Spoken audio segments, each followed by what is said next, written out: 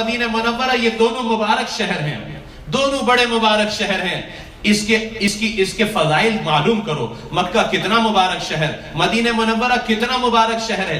ایک بات عرض کرتا ہوں، معذرت کے ساتھ برا مت لگانا دوستوں، ان دونوں مبارک حرم کی اس وقت آنے والا حاجی انتہائی بے ادبی کر رہا ہے، انتہائی بے ادبی کر رہا ہے. میں ہاتھ جوڑتا ہوں، تم زیادہ عمل نہ کر سکو کوئی بات نہیں، لیکن ان دونوں حرم کی بے ادبی سے بچو. اس حرم کا حال دیکھو ہم نے کیا کر دیا ہے. لوگ مجھ سے پوچھتے وہ کیا ہوا تھا، کرن حادثہ کیسے ہوا تھا، مینا میں حادثہ کیسے ہوا تھا، وہ 2 سال پہلے مدینہ شریف میں کیا ہوا تھا. میں نے کہا وہ جو کچھ ہوا تھا وہ ہماری بے ادبی اور گستاخی کی وجہ سے ہوا تھا. ہم یہاں آ کر کیا کر رہے ہیں دوستو؟ میں عرض کرتا ہوں، بمبئی کا مسلمان، ہندوستان کا مسلمان جتنا اپنے ملک کی مسجد کا ادب کرتا ہے اتنا بھی ان دونوں حرم کا ادب نہیں کرتا. کیا حال بنایا حرم کو، جا کر دیکھو. فوٹو اسٹوڈیو بنا دیا ہے، ایک کھڑا ہوتا ہے دوسری فوٹو نکالتا ہے، دوسرا کھڑا ہوتا ہے تیسرا فوٹو نکالتا ہے. اب تو گروپ فوٹو لی جا رہی ہے. میں پرسوں بیٹھا تھا مطاف میں، 3 بج رہے رات کے، لوگ تہجد میں اور تلاوت میں مصروف ہیں اور گروپ فوٹو لی جا رہی ہے. اور جب فلیش آ رہا ہے ان پر کیمرے کے ذریعے باقاعدہ، تو سارے لوگ ہنس رہے ہیں اور تھم بتا رہے ہیں اور چیخ رہے ہیں. کس قدر حرم کی بے حرمتی اور بے ادبی کی جا رہی ہے. یہ جگہ فوٹو لینے کی ہے میرے بھائی. مقام ابراہیم پر دیکھا لڑکیوں کو، بچیاں میری بہنیں سیلفی لے رہی ہیں، سیلفی اسٹک کے ساتھ فوٹو لی جا رہی ہے. حرم کی حرمت کو کس قدر پامال کیا جا رہا ہے. یہاں تو تمہاری سانسیں رک جانا چاہیے. یہ اول بیت ہے، یہ اللہ کا گھر ہے، یہ بے ادبی اور گستاخی کی جگہ نہیں ہے دوستو.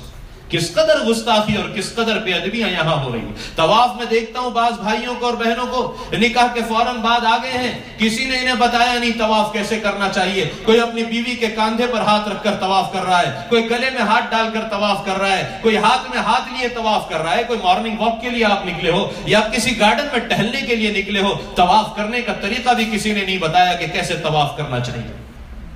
اس قدر بے ادبی ہے، اس قدر جسارت ہے. انہوں نے پچھلے 2-3 سال سے کرسیاں رکھنا شروع کی ہے. یہ ضعیفوں کے لیے رکھی ہے جو اپنے بمبئی کی مسجدوں میں، ہندوستان کی مسجدوں میں بھی نیچے نہیں بیٹھ سکتے، اپنے گھروں میں بھی نیچے نہیں بیٹھ سکتے، مجبور ہیں وہ کرسیوں پر بیٹھنے کے لیے. ان کے لیے انہوں نے کرسیاں رکھی. ہمارا جوان بھی دھڑلے سے کرسیاں استعمال کر رہا ہے. پورے حرم کو، پورے مطاف کو یعنی اسٹیڈیم بنا کر رکھ دیا ہے. ہر کس و ناقص کرسی پر بیٹھا ہے.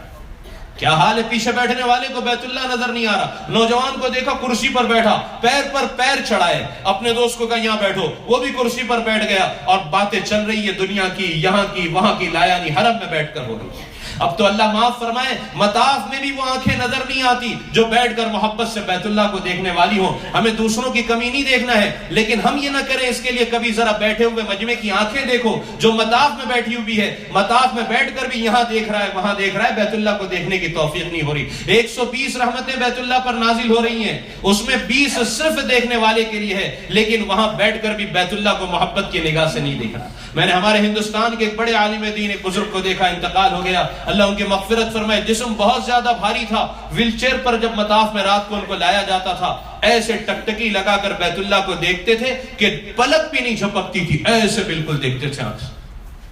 اب تو آنکھیں بھی نظر نہیں آتی کہ جو بیت اللہ کو یہ میرے رب کا گھر ہے. محبت کے ساتھ کچھ دیر بیت اللہ. میں آپ سے کہوں ہم میں سے کتنے جنہوں نے 15 منٹ بالکل نظر لگا کر بیت اللہ کو دیکھا ہوگا. نہ ہم اپنے بچوں کی عادت ہم خود ہی نہیں کرتے. میں نے اپنے بیٹے سے کہا 2 مہینہ پہلے، دیکھ بیٹا اگر 10 منٹ تک کنٹینیو تو نے دیکھا نا بیت اللہ کو محبت سے، تجھے فلاں گفٹ دوں گا. اس نے موبائل پر الارم لگائی، وہ دیکھنے لگا. میں نے کہا دیکھ گفٹ کے لیے مت دیکھنا، اللہ کا گھر ہے اس لیے محبت. اب ہم خود ہی نہیں دیکھتے، ہم اپنے بچوں کو کیا کہ توفیق ہی نہیں کہ بیت اللہ کو، اللہ کے گھر کو محبت کے سے دیکھ لیں.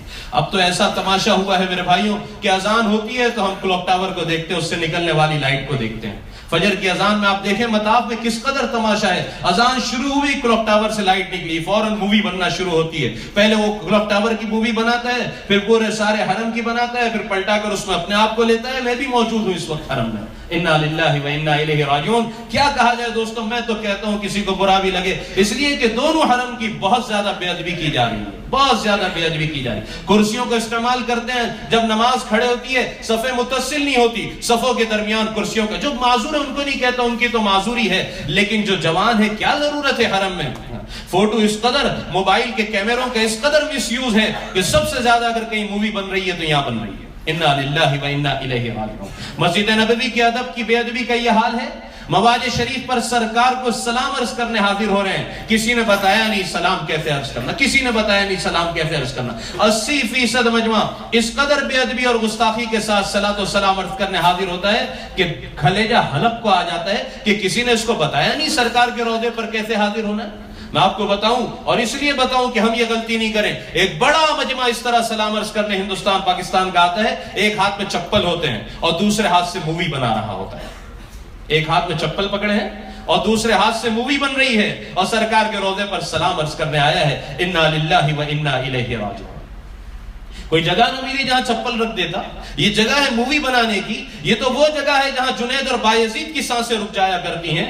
अदब की वजह से सांस रुक जानी चाहिए। इस कदर गुस्ताखी और बेअदबी की यहां भी मूवी बना रहे हो।